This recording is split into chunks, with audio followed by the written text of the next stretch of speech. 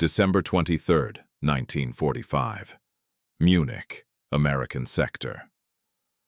The boy's fingers trembled as they closed around the cold tin can. Hans Werner Müller, 11 years old, pressed himself against the wooden wall of the mess hall, his breath forming small clouds in the frozen air. Through the window, he could see the American soldiers laughing, their plates piled high with food he couldn't name. Golden potatoes swimming in gravy, thick slices of meat, bread so white it seemed to glow. The smell alone made his stomach clench with a pain that had become his constant companion. He had watched them for 3 days now, mapping their routines, counting the seconds between when the cook turned his back and when the door swung open. 3 seconds. That was all the time he had. The can felt heavier than it should. Or perhaps that was just his fear, weighing down his thin arms like lead. Behind him, somewhere in the maze of rubble that used to be streets, his mother waited in their basement room, and his sister Greta, only 7, whose cheekbones now jutted from her face like broken promises. His father's last letter had arrived 4 months ago from a prison camp in Texas, a place Hans couldn't imagine, where his father supposedly worked on a farm under an endless sky. The letter had been cheerful, suspiciously so, talking about 3 meals a day and clean bunks. His mother had cried when she read it, though she tried to hide her tears. Hans didn't believe in 3 meals a day anymore. He barely believed in 1. The war had ended 6 months earlier, but hunger took no holidays. In the ruins of Munich, where 70% of the city lay in rubble, the living competed with rats for scraps. The official ration provided by the occupation authorities, 1,500 calories per day, when it arrived at all, was a cruel mathematics that calculated survival to the gram. A person needed 2,000 calories to maintain their weight, more if they were growing or pregnant or working. Hans's mother tried to explain this to him once, her voice flat with exhaustion, but the numbers meant nothing compared to the gnawing emptiness in his belly. The Americans had arrived in April, their tanks rolling through streets where Hitler Youth had sworn to fight to the last bullet. Hans remembered hiding in the basement, his mother's hand pressed over his mouth as the artillery shells whistled overhead. He remembered the sudden silence when it stopped, more terrifying than the noise. Then voices, foreign, relaxed, impossibly loud, and the word that spread through the ruins like wildfire. Amis, the Americans, the enemy who had become, through the strange alchemy of defeat, their only hope. But hope was a luxury Hans couldn't afford. Not when his sister cried herself to sleep from hunger pains. Not when his mother's wedding ring had disappeared, traded for a loaf of bread that lasted 2 days. Not when the black market demanded prices that existed only in fairy tales. 500 Reichsmarks for a pound of butter, 2,000 for a chicken. Amounts that meant nothing because they had no money anyway. So Hans had become a thief. Corporal Thomas Edward Riley, from a town called Cedar Rapids in a state called Iowa, saw the boy's face at the window and knew exactly what was about to happen. He'd seen that look before, in France, in Belgium, in every German town they'd liberated or conquered, depending on who was telling the story. Desperation had a particular quality to it, a hunted animal alertness that made people's eyes too bright and their movements too quick. The kid couldn't have been more than 12, all angles and shadows, with that grayish tint to his skin that came from malnutrition. Thomas had been in Germany for 8 months now, long enough to stop feeling like a conqueror and start feeling like a witness to something vast and terrible. They'd shown him the propaganda films before he shipped out. Germans as monsters, every last one of them complicit in unimaginable horrors. He'd believed it or tried to. But then he'd walked through Dachau in May, and the believing became complicated in ways that still woke him up at night. The prisoners there, more skeleton than human, had included Germans too. Communists, homosexuals, Jehovah's Witnesses. People whose only crime was being different or difficult. and the children he saw now scavenging in the ruins. What had they done? Been born in the wrong place at the wrong time. The official policy was clear. Fraternization was forbidden. No gifts, no kindness, no blurring of the lines between victor and vanquished. These people supported Hitler. His commanding officer reminded them regularly. They cheered when France fell. They looked the other way when their neighbors disappeared. Let them taste the consequences. But Thomas had grown up on a farm where you fed stray dogs even if they bit you, where his mother quoted scripture at the dinner table. I was hungry and you gave me food. Where his father, who'd fought in the First World War, had come home with a German soldier's photograph in his pocket, and sometimes got a strange, distant look when he talked about the men on the other side of no man's land. Boys, really, just like him, who wanted nothing more than to go home. Thomas watched the boy's hand reach through the window, such a small hand, and close around a can of Spam.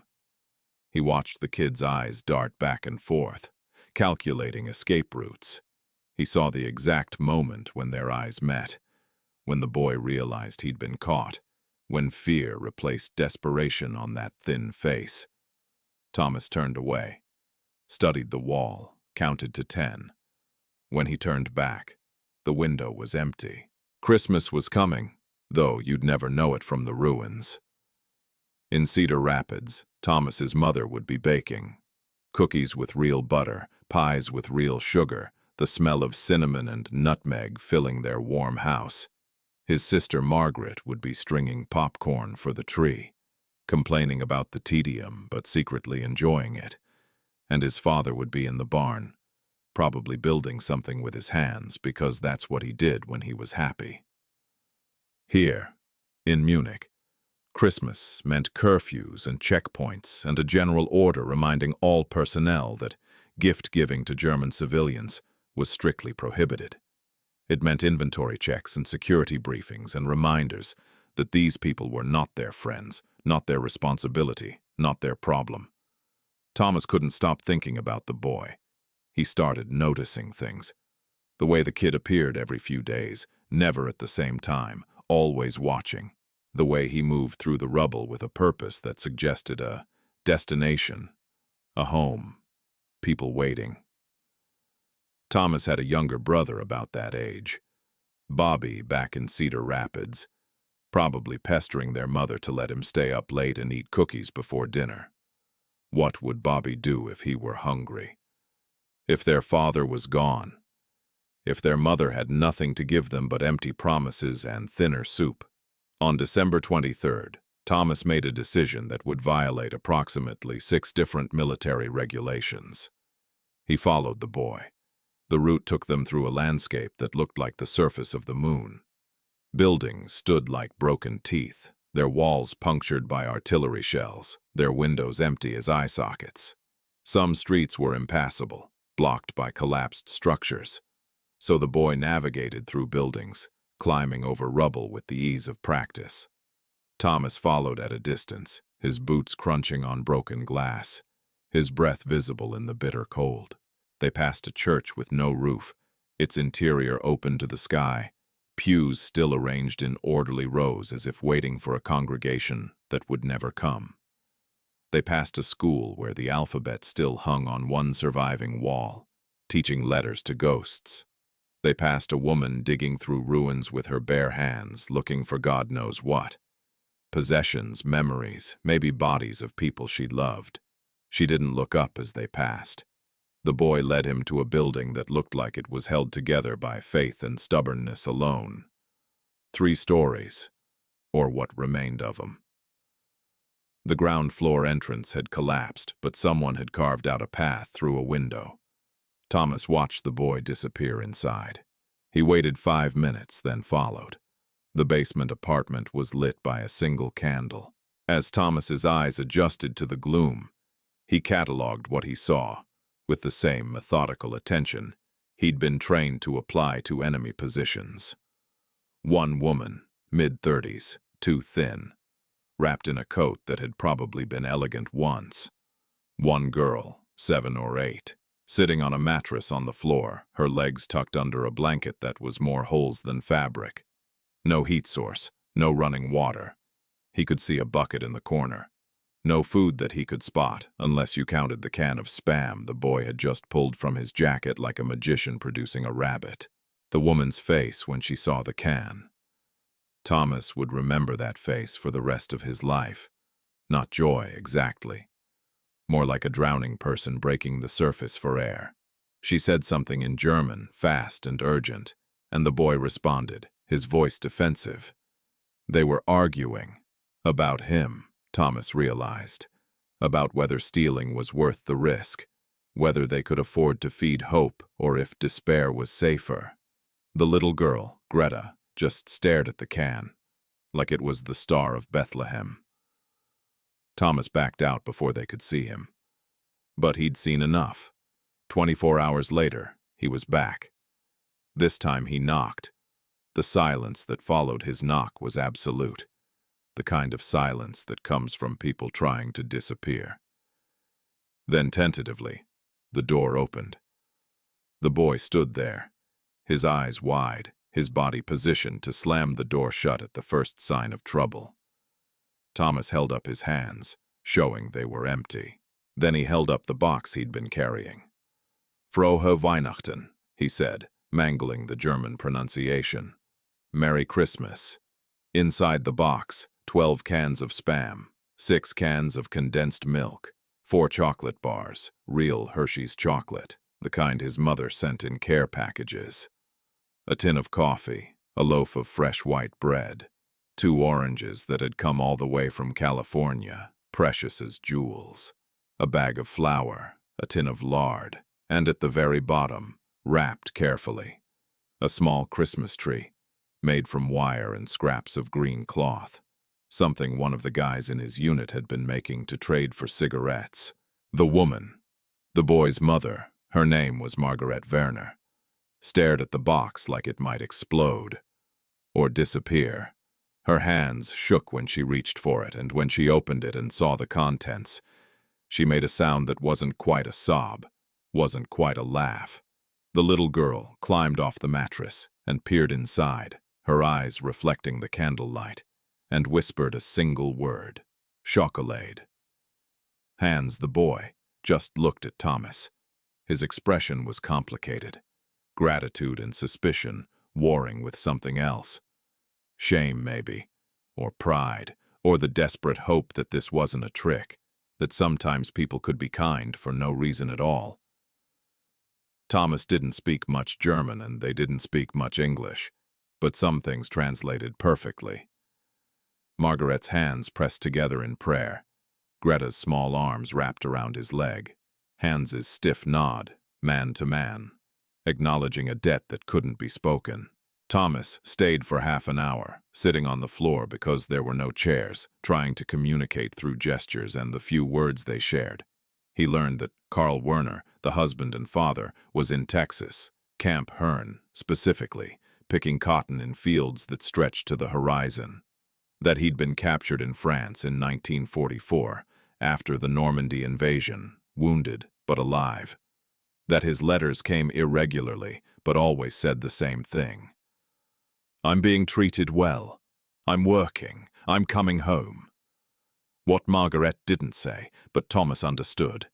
She didn't know if that last part was true. If he would come home. If any of them would survive long enough for there to be a home to come to. Before he left, Thomas did something else that violated regulations. He wrote down his name and serial number on a scrap of paper. Then he wrote something else. Camp Hearn, Texas. And below that, tell him you're alive. Tell him about his children. Tell him someone is watching out for you. Margaret stared at the paper, like it was a passport to heaven, which, in a way, it was. Camp Hearn, Texas, January 1946. Carl Werner stood in the mess hall line, his tin tray in his hands, and tried to understand how he'd ended up in paradise. That's what it felt like. Not prison, but paradise. 3 meals a day, every day without fail. Eggs and bacon for breakfast, Sandwiches with meat for lunch, stew with potatoes and carrots for dinner, coffee with real sugar, bread that didn't taste like sawdust. He'd gained 20 pounds since arriving here, his body slowly remembering what it meant to be full. The work was hard. Cotton picking under the Texas sun, which was hotter than anything he'd experienced in Germany. But it was honest work, farm work, and Carl had grown up on a farm before. The war swallowed him. The guards were fair, mostly. Some were friendly, teaching him English, asking about Germany, sharing cigarettes. There was a library, for God's sake, a library where German prisoners could borrow books, a theater where they put on plays, a canteen where they could buy small luxuries with the scrip they earned from working. At night, lying in his bunk, Carl wondered if this was a trick, if he was being fattened up for slaughter, made comfortable before the inevitable punishment. He'd been a soldier in the Wehrmacht, not SS, never that, but still part of the machinery that had conquered half of Europe. He'd expected hatred, brutality, revenge, expected to pay for sins that weren't entirely his own, but that he'd participated in, nonetheless.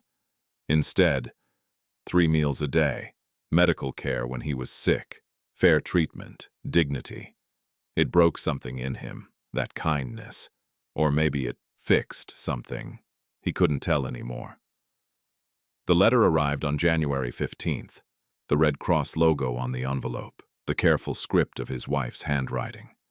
Carl's hands shook so badly, he could barely open it.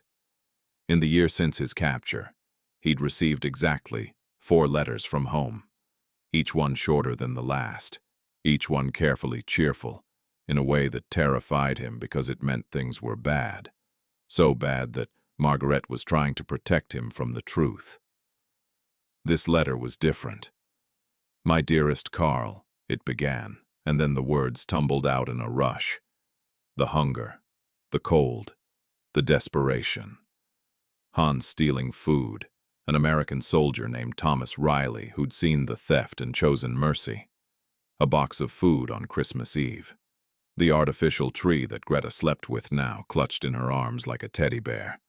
The hope, fragile as glass, that maybe they would survive this winter after all. "He told me to write to you," Margaret wrote. He said, to tell you we're alive, that your children are safe, that someone is watching out for us. I don't know why he did this. I don't know what we did to deserve it, but I wanted you to know that not all Americans are enemies, that some of them see us as human, that maybe when you come home you will understand that the world is more complicated than what we were told. Carl read the letter 3 times. Then he went to find the camp commander, Captain Robert Harrison, United States Army. Listened to Carl Werner's broken English with the patience of a man who'd heard many stories, but few that mattered. Then he read Margaret's letter, his face carefully neutral. "You want me to do what, exactly?" Harrison asked. "Write him," Carl said.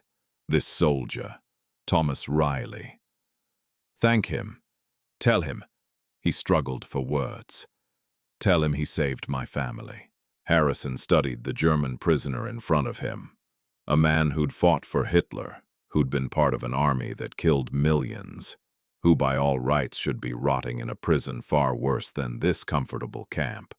But he was also a man who'd received a letter about his hungry children and wanted to say thank you to the enemy soldier who'd fed them. War made everything complicated. Harrison wrote the letter. It took 3 weeks to wind its way through military bureaucracy, but it eventually landed on Thomas Riley's desk in Munich. Thomas opened it in the mess hall where he'd first seen Hans Werner Müller steal a can of Spam, and when he read the words, "You have given my family hope when I had none to give them," he had to step outside because his eyes were burning and his throat was tight. That night, Thomas wrote back, not to Carl Werner, but to his own father in Cedar Rapids.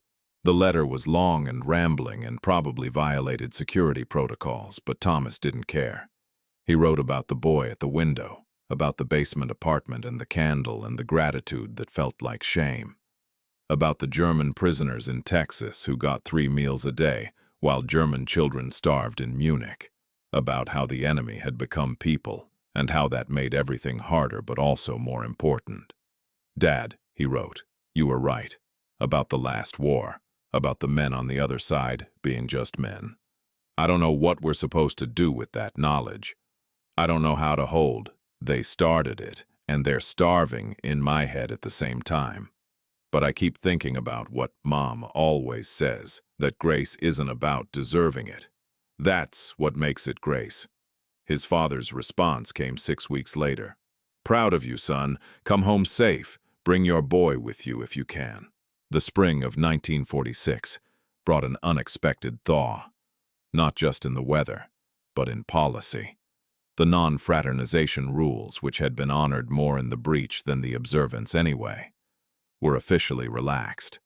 Soldiers could speak to German civilians, could eat in German restaurants once there were restaurants again, could theoretically form friendships, though the brass still discouraged anything that looked like forgetting what this war had been about. Thomas became a regular visitor to the Werner basement. He brought food when he could, but more importantly, he brought information about Karl's status, about repatriation schedules, about the Byzantine process of reuniting prisoners with their families. He taught Hans English, simple phrases at first, then more complex sentences.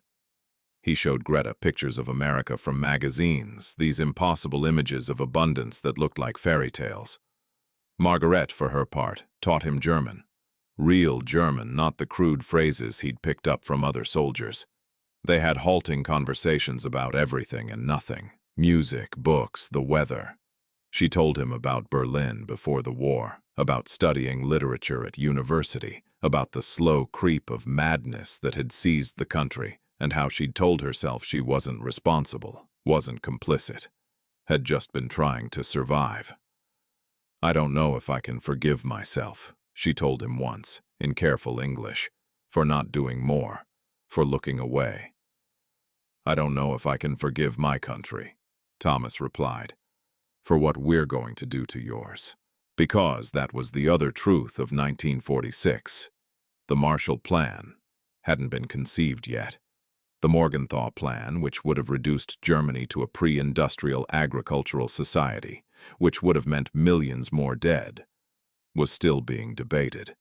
The future was uncertain, and people like the Werners were caught in the balance. Karl Werner came home in August 1946. Thomas was there when he arrived, having pulled strings and called in favors to be present for the reunion. Karl stepped off the truck from the repatriation center. Still too thin, but nothing like the skeleton he'd been when captured. He was wearing new clothes, American issue, and carrying a duffel bag with more possessions than his family currently owned. The reunion happened in the street, not the basement, because Margaret couldn't wait.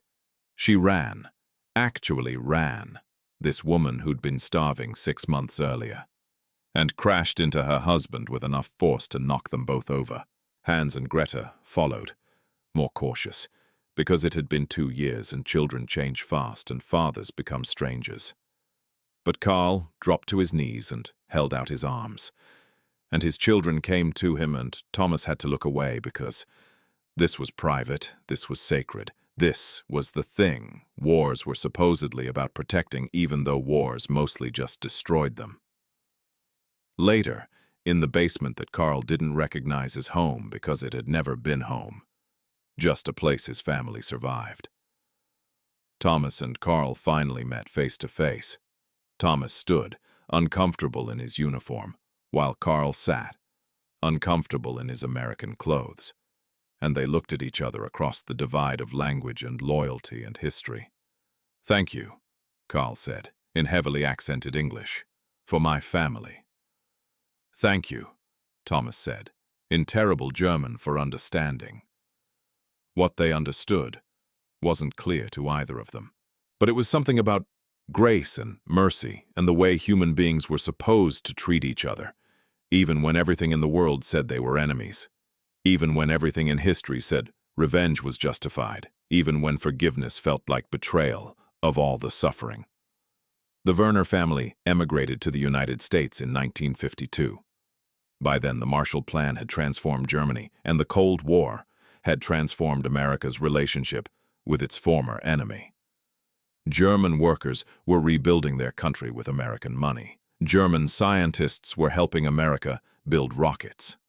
The whole complicated mess of post-war reconstruction had turned former enemies into something approaching allies. But the Werners didn't leave because of politics. They left because Thomas Riley, now a civilian working for his father's agricultural supply company in Cedar Rapids, had sponsored their immigration, had vouched for them, had said, "These are good people who got caught in bad times and they deserve a chance." Hans Werner Müller became Henry Werner. He went to Iowa State University, studying agriculture, and eventually took over Thomas's father's business when the old man retired.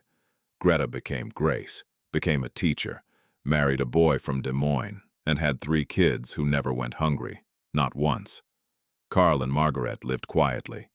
Carl never talked much about the war, not the fighting, not the imprisonment, not the strange mercy he'd experienced in Texas while his family starved in Germany.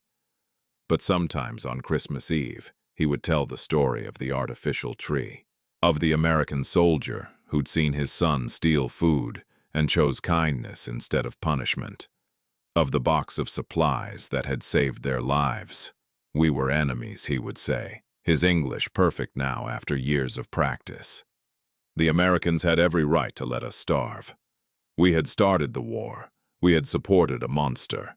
We deserved whatever came to us." Then he would pause and his eyes would get that distant look that Thomas's own father used to get when he talked about the First World War. "But this soldier," Carl would continue, "Thomas Riley, he saw my son, and he didn't see a German. He didn't see the enemy. He saw a hungry boy, and he chose to be human instead of right. That choice, that grace, it changed everything." Thomas Riley died in 1998, surrounded by his family in a hospital in Cedar Rapids. Hans, Henry now, white-haired and successful, and thoroughly American, was there. He'd been called by Thomas's daughter, who'd said, "Dad's asking for you. He wants to tell you something." In the hospital room, Thomas looked small under the white sheets, but his eyes were clear when Henry took his hand. "I never told you," Thomas said, his voice weak but urgent, "why I did it. Why I followed you that day." Henry waited. He'd spent 50 years wondering but had never asked, because some gifts were too precious to examine too closely. "I was angry," Thomas said, "at the war, at what I'd seen, at what people were capable of, on both sides. I'd seen Dachau, I'd seen what your country did, and I'd seen Dresden, seen what we did in return, all that death, all that cruelty. And I was so angry I thought I might die from it." He paused, breathed carefully, continued. "Then I saw you. This kid, this terrified kid, stealing food to survive. And I realized, you weren't the war, you were just trying to live through it. Same as me, same as everyone." His grip tightened on Henry's hand. "I didn't follow you because I was kind. I followed you because I was desperate. Desperate to prove that we could still choose to be human, that the war hadn't destroyed that in us, that mercy was still possible." Henry felt tears on his face but didn't wipe them away. "It was," he said. "You proved it was." "We proved it," Thomas corrected. "Your family, by surviving, by not becoming bitter, by coming here and building a life. We all proved it together." Thomas died 3 hours later. At his funeral, Henry gave a eulogy that confused most of the attendees because it was about grace and war and Christmas trees, made of wire and cloth. But Thomas's children understood. His grandchildren would understand in time when they were old enough to hear the whole story. Epilogue. The Weight of a Tin Can. In the National World War II Museum in New Orleans, there is an exhibit that opened in 2015, 70th anniversary of the war's end. Among the artifacts, guns and uniforms and letters and photographs, there is a single rusted tin of Spam donated by the Werner family. Next to it, a placard tells the story in abbreviated form. Boy steals food, soldier shows mercy, family survives, immigration and redemption follow. But the real story, the one that can't fit on a museum placard, is more complicated and more hopeful than that. It's about how enemies became people, how justice and mercy learned to coexist, how one small choice, multiplied by millions of similar small choices, slowly rebuilt a world that war had shattered. Henry Werner visited that exhibit before he died in 2019. He stood in front of the tin can, the actual can, preserved all these years, that he'd stolen on December 23, 1945. And he wept, not from sadness but from gratitude, for the theft that saved his family, for the soldier who chose grace, for the long, unlikely journey from enemy to friend to something deeper than either word could capture. His granddaughter, standing beside him, asked what he was thinking about. The weight of things, he said. How something so light, he gestured at the can, could change everything. How one man's mercy could reshape the world. How the smallest acts of kindness echo through generations. She didn't understand. Not yet.